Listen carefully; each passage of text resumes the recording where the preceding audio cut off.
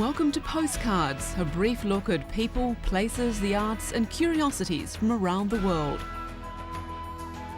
On today's program, we visit Hungary's capital of Budapest, a city built on water. Mummies from ancient Egypt are back on display. The avant-garde art of Bloomsbury. A rare medieval prayer book goes on display. And space is set aside for training circus stars of the future.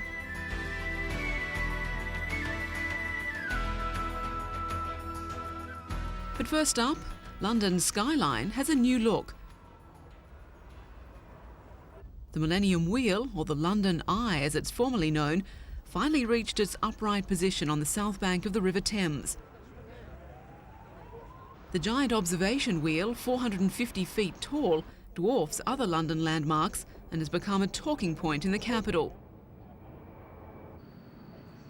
Love it or loathe it, no one can deny the raising of the 1,500-ton wheel was a major feat of engineering, but it's not been without its headaches. Over 3,000 years ago, the blue stones of Stonehenge were probably floated upriver from Wales to Salisbury Plain. Similarly, this landmark project used the river as a transport route from Kent as the most logical way of getting all the components together. Like a giant jigsaw puzzle, the arcs of the wheel were pieced together, making for a major spectacle on the river, but that was one of the architect's aims.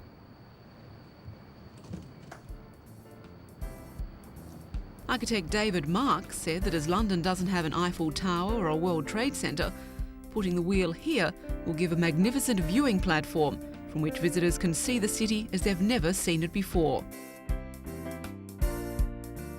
The wheel was meant to be raised in 3 stages, but the slipping of a major cable socket delayed the process by 4 weeks. While it was a setback, the engineers were soon back on track.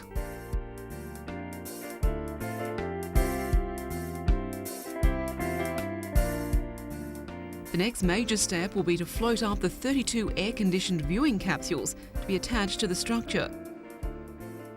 Each can hold 25 people.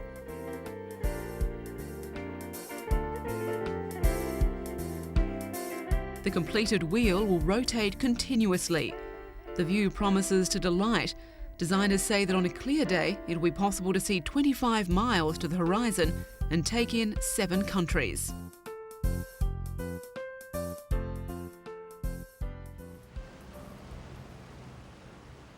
In another part of London, the new millennium saw a shift from the 40-year-old traditional nativity scene at Trafalgar Square. A new sculpture was commissioned by a nearby parish local church to mark the religious millennium, 2,000 years since the birth of Jesus Christ. Entitled In the Beginning, the sculpture arrived at Trafalgar Square wrapped in swaddling cloth, and where, with the help of the sculptor and local children, it was slowly revealed. Beneath, lying delicately on top of 1.5 metres of stone, was a tiny life-size stone carving of a baby. Its umbilical cord still attached, the infant represents the birth of Christ.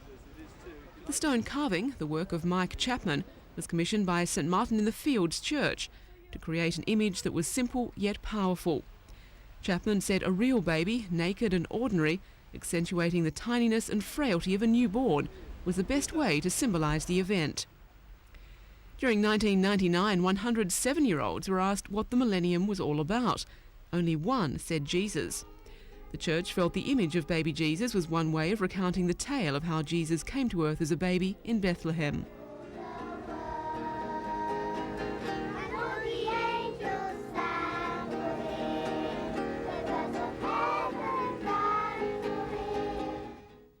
Mike Chapman modelled the infant on baby Tobias, the son of one of his art students. The child Christ was carved out of a 4.5-ton block of Portland stone. The stone itself is 135 million years old. The sculpture will be moved to St Martin in the Fields Church to be put on permanent display for future generations. The grand buildings of Budapest hug the banks of the Danube. Hungary's capital is in fact a city built on water.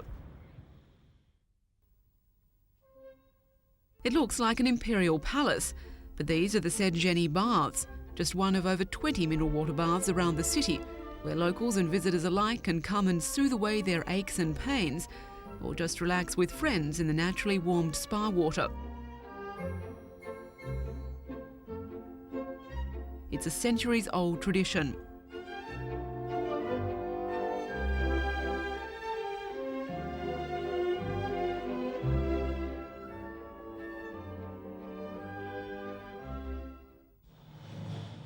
And at the nearby Rudis Baths, it's one being brought bang up to date. On a late summer night, the young and adventurous of Budapest gather to let their hair down and enjoy some rhythmic bopping and splashing.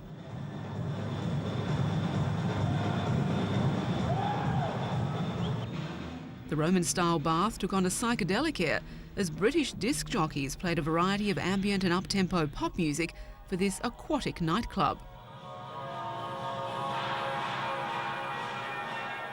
It was a good turnout, and once the revellers have had their fill of dancing, there was a quieter jacuzzi-style pool to float around in or sit back and watch silent movies.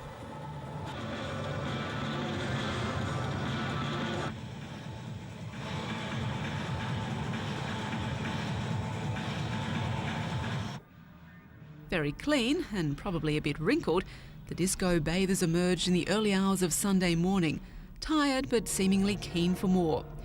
Judging from its debut reception, this UK-Hungary musical link-up could be set for a re-release very soon.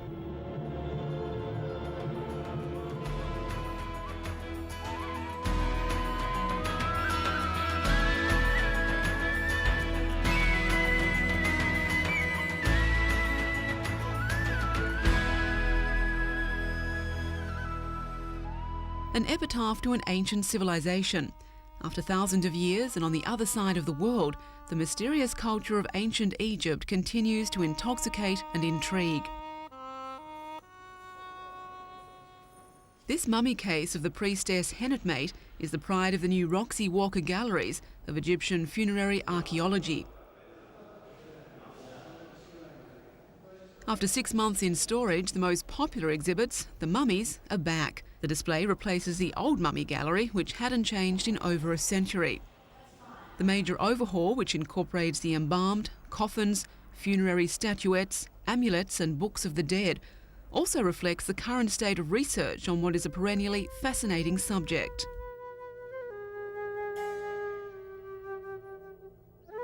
The Egyptian team used the storage period for intensive research on the collection. Many of the mummies were admitted as private patients to local hospitals, including the Royal Ear, Nose and Throat, where X-rays and scans revealed a wealth of information. The gilded mummy case of Artemidorus, dating from the 2nd century, is deceiving. His calm, grave face hides a violent truth. A scan revealed he was killed by a blow to the head.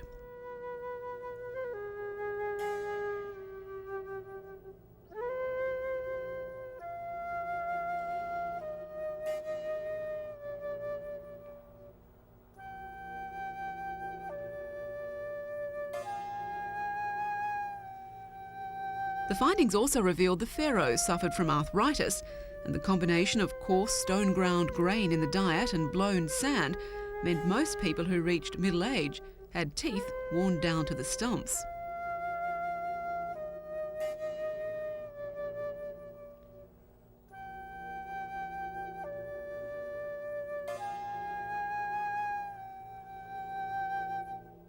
The old gallery was one of many rooms said to be haunted. One coffin panel was reportedly cursed and associated with several mysterious deaths before it was removed from the museum by its owner. Both ended up on the seabed after going down with the Titanic.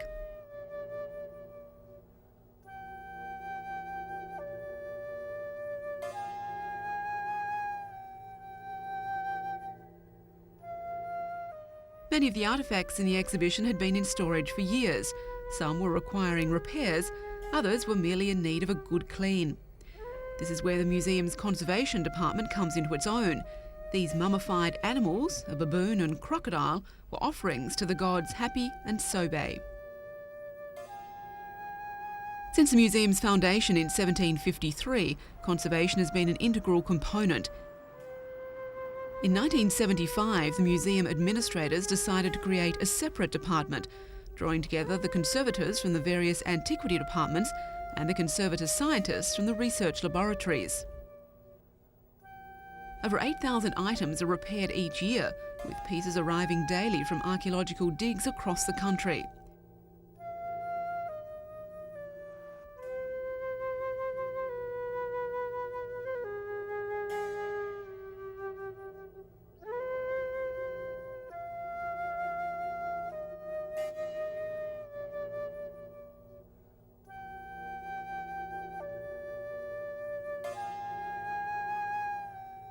Due to the sheer abundance of material, most of the items are restored simply for storage purposes.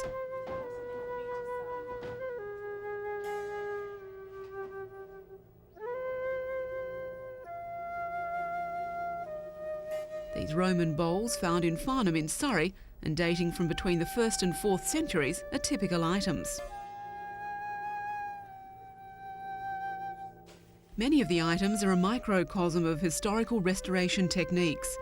Over the years, conservators have incorporated a number of techniques and materials, including sealing wax, cork, plaster of Paris, even acids and bleach, to repair and clean items.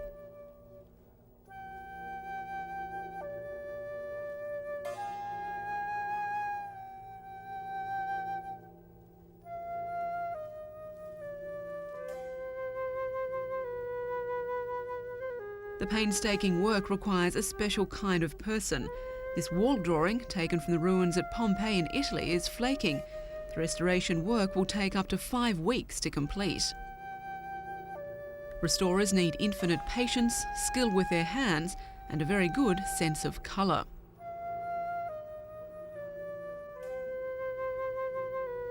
The crowning glory of the Conservation Department is the new Hirayama Gallery, created in the vaults of an old bank. Acquired by the museum, the building is perfect for restoration techniques due to the natural light coming from near the ceiling. Japanese and Chinese art undergoes conservation in the room via both ancient and modern techniques. Paper is dampened and attached to scrolls and wall hangings to protect them as they are rolled and unrolled for exhibitions.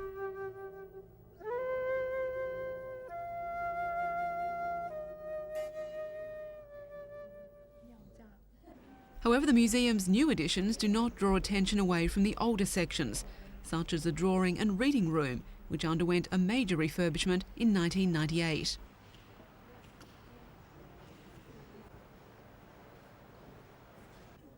The collection contains over 3 million items, even including 2 million cigarette cards, a recent bequest. A series of drawings by brothers Jake and Dinos Chapman, inspired by Spanish painter Francisco Goya, are another recent addition.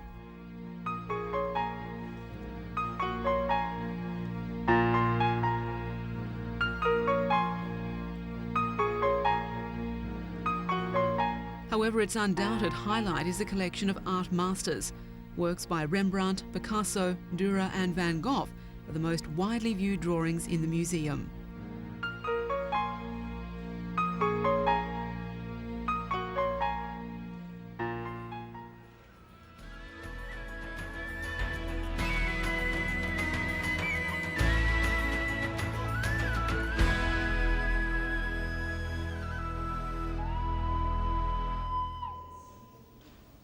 It's boom time for Bloomsbury art.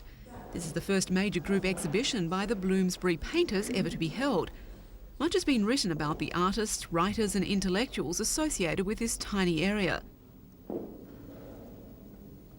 The group had no manifesto or central set of beliefs. Friendship, love affairs, marriage, family and children bound a few families who lived in Bloomsbury. It was a highly productive association. 3 Bloomsbury artists, Roger Fry, Duncan Grant and Vanessa Bell, are at the core of this exhibition. Bloomsbury was as avant-garde as you could get for that brief moment before the Great War. After the fighting, their art, along with the rest of Europe, returned to a more classical style. The exhibition also shows furniture and ceramics from the Omega Workshops, a design company founded by the 3 Bloomsbury artists.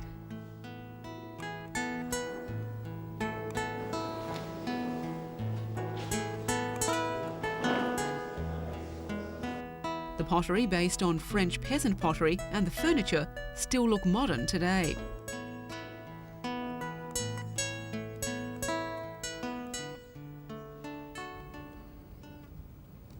No one will ever know about the sweat and tears split coaxing this gold dust from the Californian goldfields last century. But this particular cache has an even more romantic past.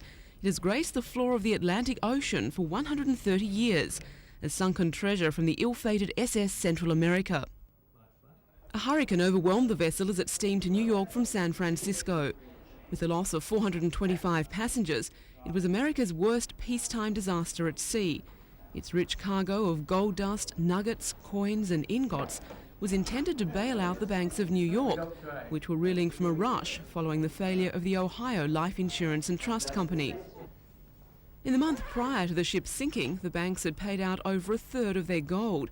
So not only was the human loss dreadful, but also the loss of specie had a terrible adverse effect on the American economy at the time. 8% of the cargo was being offered for sale by Sotheby's. It was awarded to the descendant firms of the original underwriters who paid out on the cargo when it sank in 1857. This shining $20 gold coin is a rare example of the coin struck by the US government as a direct result of the discovery of California gold.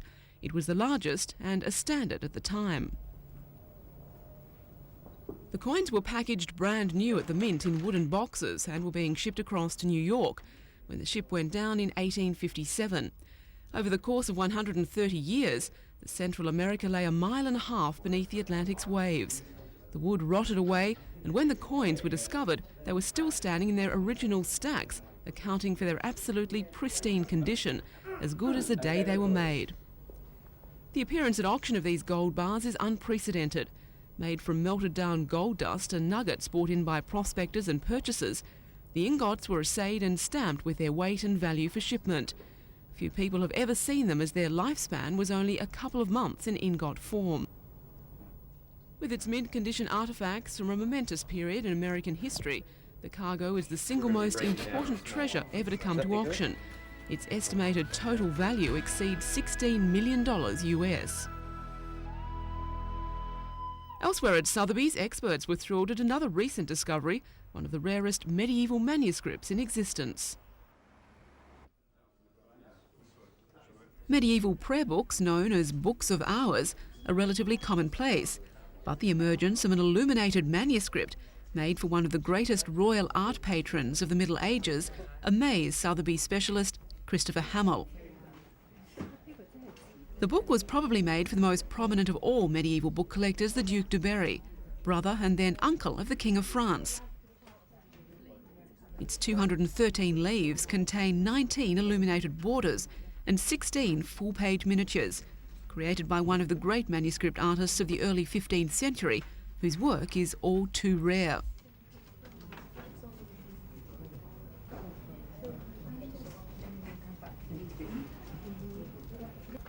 The book probably passed by descent into the Royal Library of Savoy in Turin before being sold to an American family last century. Since then, it's been sitting on a bookshelf just waiting to be discovered.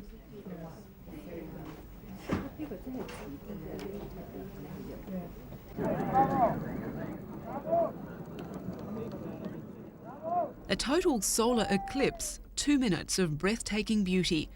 For the crowds who gathered beneath the moon's shadow in southwest England, Cornwall was the place to be. To mark the historic occasion, the county's best-known art gallery, the Tate at St Ives, is staging a unique exhibition of new and older works in a project called As Dark as Light. As Dark as Light begins with a display of paintings by well-known artists like Sun and Moon by Barbara Hepworth, who herself lived in the Cornish village for many years.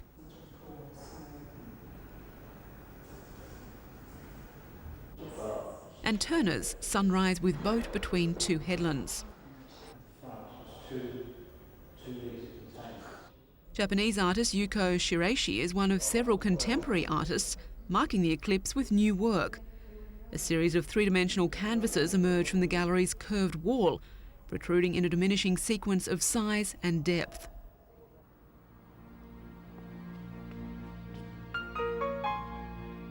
On a lower level, echoing the sea outside, different shades of blue create a band of shifting colours.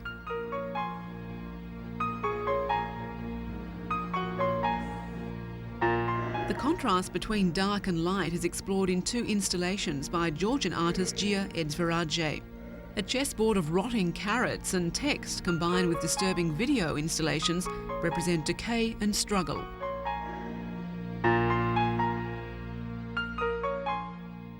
The glaringly light space next door, complete with sprouting turf to represent salvation and renewal, continues the theme of life as a game of chess, a constant outwitting of opponents.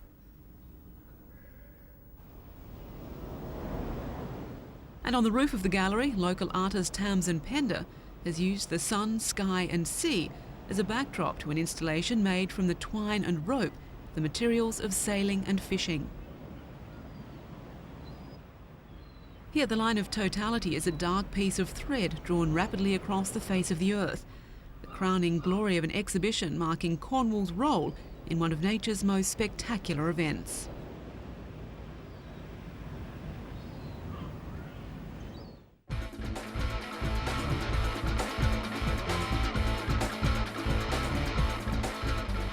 It may be an unlikely setting, but hidden in the back streets, a disused power station has become the home of the modern British circus. The contemporary circus-going audience now demands a lot more than those who may have been content with a bearded lady and the human cannonball of a century ago. Today it's more like a carnival, theatre and dance with surprising feats of physicality and athleticism.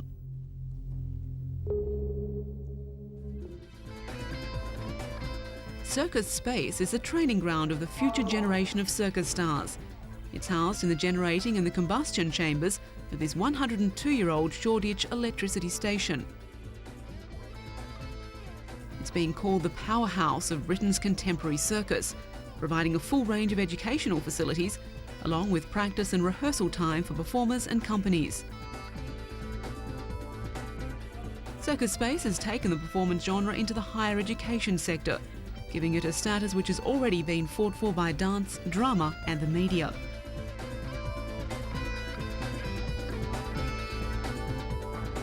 Circus Space has been commissioned to train 90 performers to be part of the Millennium Dome show. The training is intensive indeed, from 8 in the morning until 7 at night.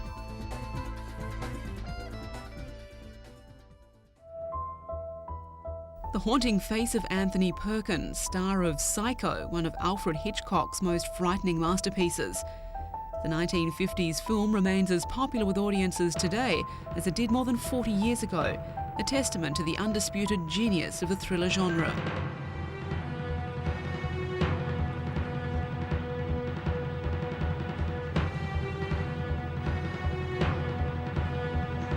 To celebrate the centenary of his birth, a plaque was unveiled at the director's pre-war London home by his daughter Patricia. Hitchcock and his wife Alma Revel lived at the Cromwell Road flat for 13 years while he was working at Islington Studios. Hitchcock, famous for his cameo appearances in his films, would tantalise fans by materialising in a minor role, often as an inconspicuous passerby. However, as a director, he was far from inconspicuous. After relocating to the United States in 1939, he went on to become one of the most successful directors of all time. And that's all for today. Join us again next time for a postcard look at people, places, the arts and curiosities.